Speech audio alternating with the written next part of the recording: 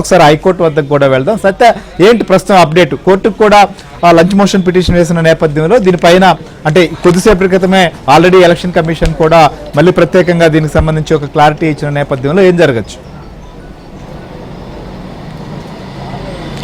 సాధారణంగా ఎన్నికలు జరిగే సమయంలో ఎన్నికల ప్రక్రియలో జోక్యం చేసుకోవడానికి న్యాయస్థానాలు ముందుకు రావు. ఈ విషయం అధికార పక్షానికి తెలిసినప్పటికీ కూడా రూల్ బుక్లో ఉన్న అంశాన్నే మెమో రూపంలో సీఈఓ ఈ నెల 25ని ఇచ్చినప్పటికీ కూడా కావాలని అధికార పక్షం ఏదైతే పోస్టల్ బ్యాలెట్లు ఉన్నాయో వీటిని వీళ్ళంత ఎక్కువ ఇన్వాలిడ్ చేయాలి, ఆ సమయంలో గొడవలు పెట్టుకోవడం ద్వారా మరలా హింసాత్మక కార్యక్రమాలు ఏదైతే పోలింగ్ రోజు తర్వాత రోజు తనంతర వరుసనే ఏదైతే గొడవలు చేశారో అటువంటి గొడవలను సృష్టించాలనే ఎత్తుగడతో ఉన్నట్టుగా మనకు కనిపిస్తోంది. దానిలో భాగంగానే ఈరోజు న్యాయస్థానానికి ఈ అంశం పైన లంచ్ మోషన్ పిటిషన్ దాఖలు చేయడం జరిగింది.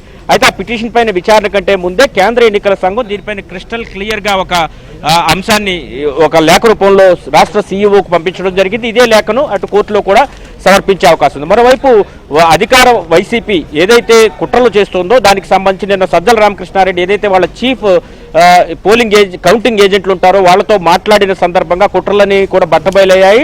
అటు విపక్షాలు కూడా ఆయన మాట్లాడిన మా విధానం పైన కూడా చర్యలు తీసుకోవాలని రాష్ట్ర సీఈఓను కూడా ఇప్పటికే మౌఖికంగా కోరడం జరిగింది. అవసరమైతే మళ్ళీ ఫిర్యాదు కూడా చేస్తామని చెప్పిన పరిస్థితి.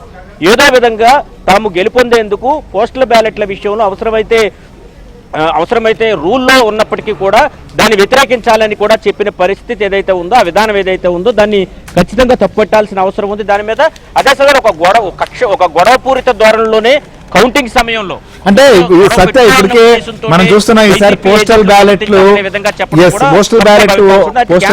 అయితే ఈసారి పెరిగాయి. గతం కంటే మనం చూస్తే 5,40,000 వరకు కూడా నమోదైనటువంటి పరిస్థితి ఇంకా పెరిగే అవకాశం కూడా ఉంది, ఎందుకంటే సర్వీస్ ఓటర్లు వస్తున్నారు కాబట్టి. సో ఇలాంటి పరిస్థితుల్లో పోస్టల్ బ్యాలెట్లు లెక్కించడానికి చాలా సమయం పట్టేటువంటి అవకాశాలు కూడా ఈసారి కనిపిస్తున్నాయి, ఎందుకంటే గతం కంటే ఇంత సంఖ్యలో ఉంది కాబట్టి. సో ఇలాంటప్పుడు ఇలాంటి వివాదాలు లేదా ప్రారంభంలోనే ఇలాంటి తెరపైకి వస్తే ఏంటి అసలు కౌంటింగ్ పైన కూడా ఎలాంటి ప్రభావం చూపించే అవకాశం ఉంది? దీనిని దృష్టిలో ఉంచుకొని ఎలక్షన్ కమిషన్ ఏమైనా కసరత్తు చేయబోతోందా?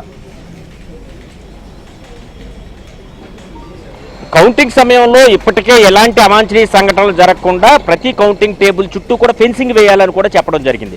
కాబట్టి ఎందుకంటే అక్కడ ఎవరైనా ఏజెంట్లు కనుక అభ్యంతరం వ్యక్తం చేస్తే కనుక దాని క్లారిఫికేషన్ అక్కడే ఇచ్చే పరిస్థితి అయితే ఉంటుంది. మొత్తం కౌంటింగ్ పూర్తయిన తర్వాత వారి సంతకాలు తీసుకున్న తర్వాత వాళ్ళ ఆమోదంతోనే బయటికి ఫైనల్ రిజల్ట్ అయితే డిక్లేర్ చేయాల్సి ఉంటుంది. అయితే కౌంటింగ్ ఏజెంట్లతోనే కుట్రపూరితంగా అధికార పక్షం ఒక కుట్రను చేస్తుందనే విషయం నిన్న బట్టబయలైన నేపథ్యంలో కౌంటింగ్ సమయంలో గొడవలు సృష్టించాలని భావిస్తున్న తరుణంలో కేంద్ర ఎన్నికల సంఘం ఇచ్చినటువంటి అంటే పోస్టల్ బ్యాలెట్ని అడ్డం పెట్టుకుని ఏ విధంగా గొడవలు సృష్టించడం ద్వారా ఒక అరాచకాన్ని తెరలేపాలని ఏదైతే ప్రయత్నం చేస్తోందో దానికి ఈరోజు ప్రధాన కేంద్ర ఎన్నికల సంఘం ఇచ్చినటువంటి లేఖ ఒక చెంపపెట్టుగానే మనం భావించాల్సి ఉంటుంది.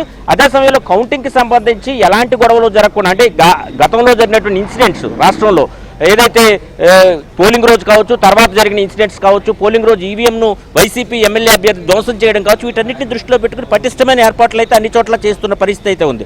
అయినప్పటికీ కూడా ఏదో రకంగా గొడవలు సృష్టించాలని చేస్తున్న ప్రయత్నాలు అయితే నిన్న మనకి సజ్జల రామకృష్ణారెడ్డి వ్యాఖ్యల ద్వారా మనకు కనిపించాయి. కాబట్టి మొత్తం వ్యవహారాన్ని కూడా దృష్టిలో ఉంచుకున్నట్టు కౌంటింగ్ను సజావుగా జరిపేందుకు కౌంటింగ్ సమయంలో ముఖ్యంగా పోస్టల్ బ్యాలెట్ సమయంలో కావాలని ఉద్దేశపూర్వకంగా గొడవలు చేసే ప్రయత్నం జరిగితే ఇబ్బంది పడకుండా ముందుగానే రూల్ పొజిషన్ను క్లియర్ కట్గా మెన్షన్ చేస్తోంది.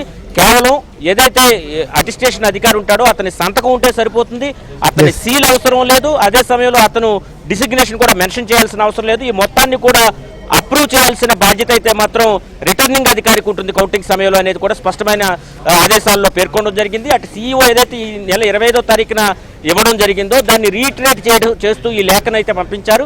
ఈ లేఖను అటు హైకోర్టు కూడా ఆమోదిస్తుందనే ఎన్నికల సంఘం భావిస్తోంది. కాబట్టి ఓవరాల్గా తీసుకుంటే కనుక కౌంటింగ్ సమయంలో ఎలాంటి అవాంఛనీయ సంఘటనలు జరగకుండా అన్ని ఏర్పాట్లు అయితే మాత్రం ఇప్పటికే ఎన్నికల సంఘం పూర్తి చేసింది. అటు సీఈఓ కూడా ప్రతి కౌంటింగ్ సెంటర్కు అదేవిధంగా స్ట్రాంగ్ రూమ్లకు కూడా నిత్యం వెళుతూ అక్కడ పరిస్థితులను అధ్యయనం చేస్తున్నారు.